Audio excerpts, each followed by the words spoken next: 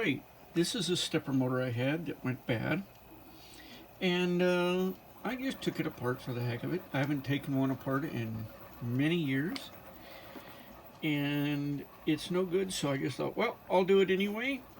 Maybe I can learn something, and I thought it would be interesting for people who've never seen the inside.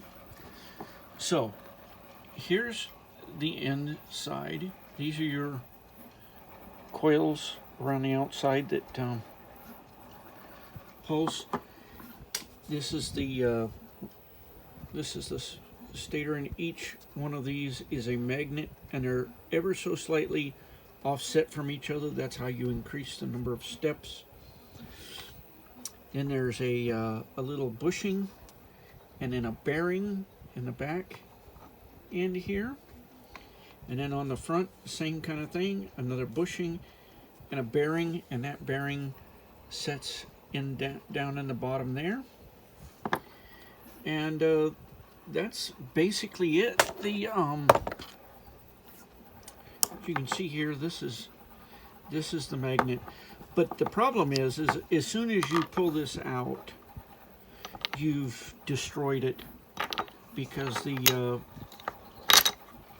the magnets lose their, not necessarily their magnetism, but their orientation of magnetism, because you're pulling it across the coils in here.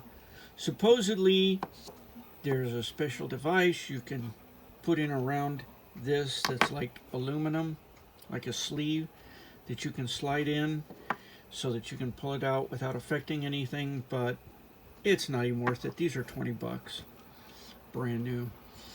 So anyway, on mine, one or both of these bearings went bad. The motor itself was okay, but the bearings went bad, and it's just not replaceable, because you have to remove the stator in order to do that. So anyway, I just thought I'd show this just in case anybody was interested. And this was a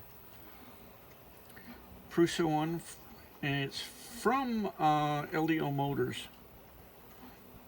Good company, but you know, things go bad. All right, thanks for watching.